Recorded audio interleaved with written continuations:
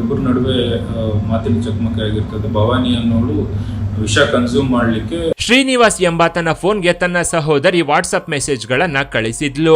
June 12ರಂದು Srinivas ಫೋನ್ಗೆ ಬಂದ message ನೋಡಿ ಏನೋ ಇರಬೇಕು ಅಂತ ಅನ್ಕೊಂಡಿದ್ದ. ಹಾಗೆ ಅನ್ಕೊಂಡೆ ಆ ಮೆಸೇಜ್ನ ಓಪನ್ ಮಾಡಿ ನೋಡಿದಾತ ಒಂದು ಸೆಕೆಂಡ್ ಶಾಕ್ ಆಗಿದ್ದ. ಯಾಕಂದ್ರೆ ತನ್ನ ಏಕಮಾತ್ರ ಪುತ್ರಿಯಾಗಿದ್ದ ಭವಾನಿ ಒಬ್ಬ ವ್ಯಕ್ತಿಯನ್ನ ಮದುವೆಯಾಗಿದ್ಲು. ಅಲ್ಲದೆ ಮೊದಲನೇ ಮದುವೆ ವಾರ್ಷಿಕೋತ್ಸವದ ಶುಭಾಶಯಗಳು ಅಂತ ಬೇರೆ ತನ್ನ ಇನ್ಸ್ಟಾಗ್ರಾಮ್ ಸ್ಟೇಟಸ್ನಲ್ಲಿ ಹಾಕೊಂಡಿದ್ಲು. ಅದರಲ್ಲೂ ಭವಾನಿ ತನ್ನ ಪ್ರಿಯಕರನನ್ನ ಸಹ ಟ್ಯಾಗ್ ಮಾಡಿದ್ಲು. ಆದ್ರೆ ಶ್ರೀನಿವಾಸ್ಗೆ ಇನ್ಸ್ಟಾಗ್ರಾಮ್ ಬಳಸೋದು ಗೊತ್ತಿರಲಿಲ್ಲ. ಹೀಗಾಗಿ ಆತನ ತಂಗಿ ಆ ಸ್ಟೇಟಸ್ನ ನೋಡಿ ಕೂಡಲೇ ಸ್ಕ್ರೀನ್ ಶಾಟ್ ತೆಗೆದು ಕಳಿಸಿದ್ಲು. ಫೋಟೋ ನೋಡಿದ್ದ ಭವಾನಿ ತಂದೆ ಶ್ರೀನಿವಾಸ್ ಒಂದು ಸೆಕೆಂಡ್ ಶಾಕ್ ಆಗಿದ್ದ. ಯಾಕಂದ್ರೆ ಮಗಳಿಗೆ ಇನ್ನೂ ಮದುವೆಯಾಗಿರ್ಲಿಲ್ಲ. ಅಲ್ಲದೆ ಹುಡುಗನನ್ನ ಕೂಡ ಇವರೇ ಹುಡುಕ್ತಿದ್ರು. ನವೆಂಬರ್ ಒಳಗೆ ಮದುವೆ ಮಾಡಬೇಕು ಅಂತಾನು ಎಲ್ಲ ಏರ್ಪಾಡುಗಳನ್ನ ಮಾಡ್ಕೊಂಡಿದ್ರು. ಆದ್ರೆ ಅಷ್ಟರಲ್ಲಿ ಮಗಳಿಗೆ ಮದುವೆಯಾಗಿ 1 ವರ್ಷ ಬೇರೆ ಆಗೋಗಿದ್ಯಾ ಅಂತ ಆತ ಶಾಕ್ ಆಗಿದ್ದ. ಕೂಡಲೇ ಮಗಳ ಫೋನ್ಗೆ ಫೋನ್ ಮಾಡಿದ್ದ. ಅಲ್ಲಿಗಾಗ್ಲೇ ಭವಾನಿ ಫೋನ್ ಸ್ವಿಚ್ ಆಫ್ ಅಂತ ಬರ್ತಿತ್ತು. ಎಷ್ಟು ಸಲ ಕಾಲ್ ಮಾಡಿದ್ರು ಫೋನ್ ರಿಂಗ್ ಆಗ್ತಾ ಇರಲಿಲ್ಲ.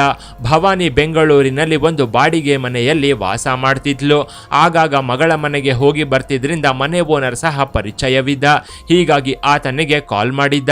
ನನ್ನ ಮಗಳಿಗೆ ಫೋನ್ ಮಾಡಿದ್ರೆ ರಿಸೀವ್ ಮಾಡ್ತಿಲ್ಲ, ಸ್ವಲ್ಪ ನನ್ನ ಮಗಳಿಗೆ ಫೋನ್ ಕೊಡ್ತೀರಾ ಅಂತ ಕೇಳಿದ್ದ.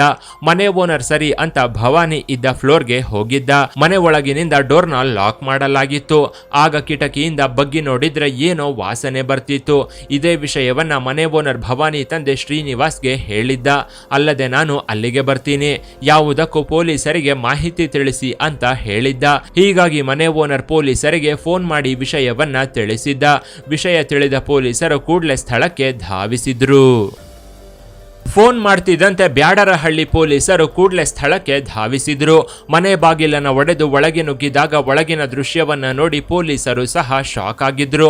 ಯಾಕಂದ್ರೆ ಭವಾನಿ ಸತ್ತು ಬಿದ್ದಿದ್ಲು. ಆದ್ರೆ ಅವಳ ಪಕ್ಕದಲ್ಲಿ ಮಲಗಿದ್ದ ವ್ಯಕ್ತಿ ಉಸಿರಾಡ್ತಾ ಸಾವು ಬದುಕಿನ ನಡುವೆ ಹೋರಾಡ್ತಿದ್ದ. ಇವನ ಬಾಯಿಂದ ನೊರೆ ಬರ್ತಿತ್ತು. ಕೂಡಲೇ ಪೊಲೀಸರು ಇಬ್ಬರನ್ನು ಆಸ್ಪತ್ರೆಗೆ ಸಾಗಿಸಿದ್ರು.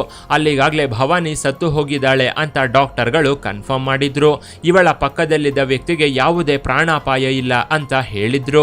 ಪ್ರಾಥಮಿಕ ತನಿಖೆಯಲ್ಲಿ ಭವಾನಿ ಪಕ್ಕದಲ್ಲಿದ್ದು ಚಂದ್ರಶೇಖರ್ ಅಲಿಯಾಸ್ ಚಂದು ಅಂತ ಗೊತ್ತಾಗಿತ್ತು. ಮನೆ ಓನರ್ನ ವಿಚಾರಿಸಿದ್ರೆ ಗಂಡ ಹೆಂಡತಿ ಅಂತ ಹೇಳ್ಕೊಂಡು ಮನೆಯನ್ನ ಬಾಡಿಗೆಗೆ ತಗೊಂಡಿದ್ರು ಅಂತ ಹೇಳಿದ್ದ. ಅಲ್ಲದೆ ಈ ವಿಷಯ ಎಲ್ರಿಗೂ ಗೊತ್ತು ಅಂತ ಅನ್ಕೊಂಡಿದ್ದೆ, ಹೀಗಾಗಿ ಮನೆಯನ್ನ ಬಾಡಿಗೆಗೆ ಕೊಟ್ಟೆ ಅನ್ನೋ ವಿಷಯವನ್ನ ಆತ ಹೇಳಿದ್ದ. ಇವರಿಬ್ರು ಗಂಡ ಹೆಂಡತಿ ಅಂತಾನೆ ಅನ್ಕೊಂಡಿದ್ದೆ. ಅಲ್ಲದೆ ಇವರಿಬ್ರು ಅನ್ಯೋನ್ಯವಾಗಿದ್ದು ಇನ್ಸ್ಟಾಗ್ರಾಮ್ನಲ್ಲಿ ಹ್ಯಾಪಿ ಫಸ್ಟ್ ಇಯರ್ ಆನಿವರ್ಸರಿ ಅಂತಾನು ಹಾಕೊಂಡಿದ್ದಾರೆ ಅಂತ ಹೇಳಿದ್ದ. ಅಲ್ಲಿಗೆ ಪೊಲೀಸರು ಇವರಿಗೆ ಮದುವೆಯಾಗಿದೆ ಅಂತ ಖಚಿತಪಡಿಸಿಕೊಂಡಿದ್ರು. ಇದೇ ವಿಷಯವನ್ನ ಭವಾನಿ ತಂದೆ ಹತ್ರ ಕೇಳಿದ್ರೆ ಆತ ನನಗೇನು ಗೊತ್ತಿಲ್ಲ ಅಂತ ಅಂದಿದ್ದ. ಭವಾನಿ ತಂದೆ ಶ್ರೀನಿವಾಸ್ ಕೊಟ್ಟ ದೂರಿನ ಮೇರೆಗೆ ಭವಾನಿಗೆ ಒಬ್ಬ ಲವರ್ ಇದ್ದ. ಈ ವಿಚಾರ ನಮಗೆ 2 ತಿಂಗಳ ಹಿಂದಷ್ಟೇ ಗೊತ್ತಿತ್ತು.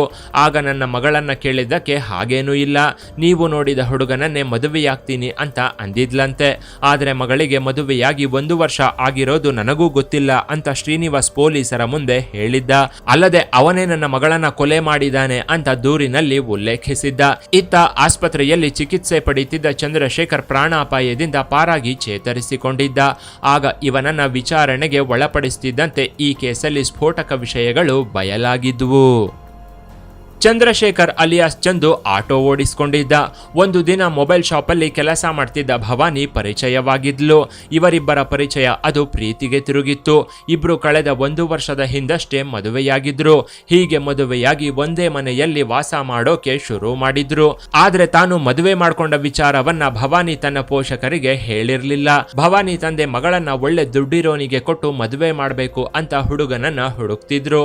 ಹೀಗಾಗಿ ಈ ಮದುವೆಗೆ ತನ್ನ ತಂದೆ ಒಪ್ಕೊಳ್ಳೋದಿಲ್ಲ ಅನ್ನೋದು ಭವಾನಿಗೂ ಗೊತ್ತಿತ್ತು. ಅಲ್ಲದೆ ಮಗಳಂದ್ರೆ ತಂದೆಗೆ ಎಲ್ಲಿಲ್ಲದ ಪ್ರೀತಿ. ಹೀಗಿದ್ರೂ ಕೂಡ ತನ್ನ ಮಗಳು ಸೀಕ್ರೆಟ್ ಆಗಿ ಮದುವೆಯಾಗಿರೋ ವಿಚಾರವನ್ನ ತಂದೆಗೂ ಕೂಡ ಹೇಳಿರಲಿಲ್ಲ. ಹೀಗೆ ಮದುವೆಯಾಗಿ ಇವಳು ಗಂಡನ ಜೊತೆ ಜೀವನವನ್ನ ಸಾಗಿಸ್ತಿದ್ಲು. ತನಿಖೆ ವೇಳೆ ಈ ಚಂದ್ರಶೇಖರ್ ಪೊಲೀಸರಿಗೆ ಇನ್ನೊಂದು ರೋಚಕ ಟ್ವಿಸ್ಟ್ ಕೊಟ್ಟಿದ್ದ. ಇವನಿಗೆ ಈಗಾಗಲೇ ಮದುವೆಯಾಗಿ ಒಂದು ಮಗು ಕೂಡ ಇದೆಯಂತೆ. ಆದ್ರೂ ಕೂಡ ಭವಾನಿಯನ್ನ ನೋಡಿ ಇಷ್ಟಪಟ್ಟವನು ಇವಳನ್ನು ಸಹ ಮದುವೆಯಾಗಿದ್ದ. ಪೊಲೀಸರು ಭವಾನಿ ಹೇಗೆ ಸತ್ತು ಹೋದ್ಲು ಅಂತ ಅಂತ ಕೇಳಿದ್ದಕ್ಕೆ ವಿಷ ಕುಡಿದು ನಾವಿಬ್ರು ಸಾಯ್ಬೇಕು ಅಂತ ನಿರ್ಧರಿಸಿದ್ವಿ. ಯಾಕಂದ್ರೆ ನಮ್ಮ ಪ್ರೀತಿಗೆ ದೊಡ್ಡವರು ಒಪ್ಕೊಳ್ಳೋದಿಲ್ಲ ಅಂತ ನಮಗೆ ಗೊತ್ತಿತ್ತು. ಹೀಗಾಗಿ ಜೊತೆಯಾಗಿ ಬದುಕೋಕೆ ಆಗದಿದ್ರು ಜೊತೆಯಾಗಿ ಸಾಯ್ಬೇಕು ಅಂತ ನಿರ್ಧರಿಸಿದ್ವಿ ಅನ್ನೋ ವಿಚಾರವನ್ನ ಚಂದು ಪೊಲೀಸರ ಮುಂದೆ ಹೇಳಿದ್ದ. ಆದ್ರೆ ಚಂದ್ರಶೇಖರ್ ಮಾತಿನ ಮೇಲೆ ಪೊಲೀಸರಿಗೆ ನಂಬಿಕೆ ಬಂದಿರಲಿಲ್ಲ. ಇವನೇ ಕೊಲೆ ಮಾಡಿ ಏನೋ ನಾಟಕವಾಡ್ತಾ ಇದ್ದಾನೆ ಅಂತ ಪೊಲೀಸರು ಊಹಿಸಿದ್ರು. ಯಾಕಂದ್ರೆ ಭವಾನಿ ಕುತ್ತಿಗೆಯನ್ನ ಬಿಗಿದು ಕೊಲೆ ಮಾಡಲಾಗಿದೆ ಅಂತ ಪ್ರಾಥಮಿಕ ತನಿಖೆಯಲ್ಲಿ ಗೊತ್ತಾಗಿತ್ತು. ಇದರಿಂದ ಇವನೇ ಕೊಲೆ ಮಾಡಿ ಏನೋ ನಾಟಕವಾಡ್ತಾ ಇದ್ದಾನೆ ಅಂತ ಪೊಲೀಸರು ಕಂಡುಹಿಡಿದಿದ್ರು. ಹೀಗಾಗಿ ಇನ್ನಷ್ಟು ಆಳವಾದ ತನಿಖೆಯನ್ನ ನಡೆಸಿದಾಗಲೇ ಈ ಕೇಸ್ಗೆ ಮತ್ತೊಂದು ಟ್ವಿಸ್ಟ್ ಸಿಕ್ಕಿತ್ತು. ಪೊಲೀಸರ ತನಿಖೆ ವೇಳೆ ಭವಾನಿ ಚಂದ್ರಶೇಖರ್ನಿಂದ ಎಲ್ಲಿ ದೂರವಾಗ್ತಾಳೋ ಅಂತ ಭಾವಿಸಿದ್ದ. ಯಾಕಂದ್ರೆ ತನ್ನ ತಂದೆ ಭವಾನಿಗೋಸ್ಕರ ಹುಡುಗನನ್ನ ಹುಡುಕ್ತಿದ್ದ. ಈ ವಿಚಾರ ಭವಾನಿ ಚಂದ್ರಶೇಖರ್ಗೆ ಹೇಳಿದ್ಲು. ಅಲ್ಲದೆ ಹುಡುಗರ ಫೋಟೋಗಳನ್ನ ನೋಡ್ತಾ ತನ್ನ ತಂದೆಗೆ ಮದುವೆಯಾಗ್ತೀನಿ ಅಂತ ಬೇರೆ ಮಾತು ಕೊಟ್ಟಿದ್ಲು. ಇದರಿಂದ ಭವಾನಿ ನನಗೆ ಸಿಗೋದಿಲ್ಲ ಅಂತ ಕೊಲೆ ಮಾಡೋ ಪ್ಲಾನ್ ನ ಚಂದ್ರಶೇಖರ್ ಹಾಕೊಂಡಿದ್ದ. ಇವಳನ್ನ ಕೊಲೆ ಮಾಡಿ ಪ್ರಾಣಹರಣದ ನಾಟಕವಾಡಿದ್ದ. ಆದ್ರೆ ಇವನು ಭವಾನಿಯನ್ನ ಸಾಯಿಸಿ ತಾನು ಸಾಯದೆ ಇರೋ ಹಾಗೆ ನಾಟಕವಾಡಿ ಬದುಕುಳಿದಿದ್ದ. ಭವಾನಿ ಸತ್ತ ಬಳಿಕ ಇವನೇ ಇವಳ ಫೋನ್ ನ ತಗೊಂಡು ಸ್ಟೇಟಸ್ ಹಾಕಿ ಅದು ಭವಾನಿ ಬಂಧುಗಳಿಗೆ ತಿಳಿಯುವಂತೆ ಮಾಡಿದ್ದ. ಇದಾದ ನಂತರ ಈಕೆಯನ್ನ ಸಾಯಿಸಿದವನು ಸ್ವಲ್ಪ ಮಾತ್ರದಲ್ಲೇ ವಿಷವನ್ನ ಕುಡಿದು ಬದುಕುಳಿದಿದ್ದ. ಅಂದ್ರೆ ಇಲ್ಲಿ ಸ್ಟೇಟಸ್ ಹಾಕಿದ್ದು ಭವಾನಿಯಲ್ಲ, ಬದಲಿಗೆ ಈ ಆಟೋ ಡ್ರೈವರ್ ಚಂದ್ರಶೇಖರ್ ಆಗಿದ್ದ. ಯಾಕಂದ್ರೆ ಭವಾನಿ ತನಗೆ ಮದುವೆಯಾಗಿರೋ ವಿಚಾರವನ್ನ ಯಾರಿಗೂ ಹೇಳಿರ್ಲಿಲ್ಲ. ಹೀಗಿದ್ದಾಗ ಸ್ಟೇಟಸ್ ಹಾಕೋಕೆ ಸಾಧ್ಯವೇ ಇರಲಿಲ್ಲ. ಆದ್ರೂ ಈಕೆಯ ಫೋನ್ ನಿಂದ ಸ್ಟೇಟಸ್ ನ ಹಾಕಿದ್ದ. ಇವಳು ಎಲ್ಲಿ ದೂರವಾಗ್ತಾಳೋ ಅಂತ ಹೀಗೆ ಮಾಡಿದ್ದ ಅನ್ನೋದು ಪೊಲೀಸರ ಅನುಮಾನವಾಗಿತ್ತು. ನಡುವೆ ಈ ಘಟನೆ ನಡೆಯುತ್ತದೆ. ಅವರಿಬ್ಬರ ನಡುವೆ ಮಾತಿನ ಚಕಮಕಿ ಆಗಿರ್ತದೆ. ಭವಾನಿ ಅನ್ನೋಳು ವಿಷ ಕನ್ಸ್ಯೂಮ್ ಮಾಡಲಿಕ್ಕೆ ರೆಫ್ಯೂಸ್ ಮಾಡ್ತಾಳೆ. ಆದ್ದರಿಂದ ಆಕೆಯ ಕತ್ತನ್ನು ಇಸ್ಕಿ ಈತ ಕೊಲೆ ಮಾಡಿರುವುದಾಗಿ ನಮಗೆ ಪ್ರಾಥಮಿಕ ತನಿಖೆಯಲ್ಲಿ ತಿಳಿದು ಬಂದಿರ್ತದೆ. ಈತ ಸ್ವಲ್ಪ ಮಟ್ಟಿಗೆ ವಿಷ ಈತನು ತಗೊಂಡಿದ್ದಾನೆ ಮತ್ತು ಬಟ್ಟೆ ಮೇಲೆಲ್ಲ ಚೆಲ್ಕೊಂಡು. ಇಲ್ಲಿ ಪೊಲೀಸರು ಚಂದ್ರಶೇಖರ್ ಪತ್ನಿಯನ್ನ ಸಹ ವಿಚಾರಣೆಗೆ ಒಳಪಡಿಸಿದ್ರು. ಆಗ ನನ್ನ ಗಂಡ ಇನ್ನೊಬ್ಬಳ ಜೊತೆ ಅಕ್ರಮ ಸಂಬಂಧ ಇಟ್ಕೊಂಡಿರೋ ವಿಚಾರ ನನಗೂ ಗೊತ್ತು, ಆದ್ರೆ ಅದು ಲೇಟ್ ಆಗಿ ಗೊತ್ತಾಯ್ತು ಅಂತ ಹೇಳಿದ್ಲು. ಯಾಕಂದ್ರೆ ಗಂಡ ಮನೆಗೆ ಸರಿಯಾಗಿ ಬರ್ತಾ ಇರಲಿಲ್ಲ. ಬಂದ್ರು ಕೂಡ ಫೋನ್ ಬಂದ ಕೂಡಲೇ ಹೊರಟು ಹೋಗ್ತಿದ್ದ. ಗಂಟೆಗಟ್ಲೆ ಫೋನ್ ನಲ್ಲಿ ಮಾತನಾಡ್ತಿದ್ದ. ಭವಾನಿ ಜೊತೆ ಸಂಬಂಧ ಇಟ್ಕೊಂಡಿರೋದು ಗೊತ್ತಾಗಿ ನಾನು ಗಲಾಟೆ ತೆಗೆದಿದ್ದೆ. ಆದ್ರೆ ನನ್ನ ಗಂಡ ಅವಳನ್ನ ಮದುವೆಯಾಗಿರೋ ವಿಚಾರ ನನಗೆ ಗೊತ್ತೇ ಇಲ್ಲ ಅಂತ ಚಂದ್ರಶೇಖರ್ ಪತ್ನಿ ಪೊಲೀಸರಿಗೆ ಹೇಳಿದ್ಲು. ಇದರಿಂದ ಚಂದ್ರಶೇಖರ್ ಆಟೋ ಓಡಿಸಿಕೊಂಡೆ ಇಬ್ಬಿಬ್ಬರನ್ನ ಮದುವೆಯಾಗಿ ಇಬ್ಬರ ಜೊತೆಗೂ ಸಂಸಾರ ಮಾಡ್ತಿದ್ದ ಅನ್ನೋದು ಗೊತ್ತಾಗಿತ್ತು. ಆದ್ರೆ ಇವನು ಭವಾನಿಯನ್ನ ಕೊಲೆ ಮಾಡಿದ್ದಾದ್ರೂ ಯಾಕೆ? ಈಕೆಯನ್ನ ಸಾಯಿಸುವಷ್ಟು ಇಬ್ಬರ ನಡುವೆ ಏನು ನಡೆಯಿತು ಅನ್ನೋದು ಮಾತ್ರ ಮುಂದಿನ ದಿನಗಳಲ್ಲಿ ಗೊತ್ತಾಗುತ್ತೆ. ಇನ್ನು ಈ ಸ್ಟೋರಿ ಬಗ್ಗೆ ನಿಮ್ಮ ಅಭಿಪ್ರಾಯವನ್ನ ಕಾಮೆಂಟ್ ಮಾಡಿ. ಕೆಳಗಿನ ಡಿಸ್ಕ್ರಿಪ್ಷನ್ ಬಾಕ್ಸ್ ನಲ್ಲಿ ವಾಟ್ಸ್ಆಪ್ ಚಾನೆಲ್ನ ಲಿಂಕ್ ಕೊಡಲಾಗಿದ್ದು ಅದನ್ನ ಸಹ ಫಾಲೋ ಮಾಡಿ.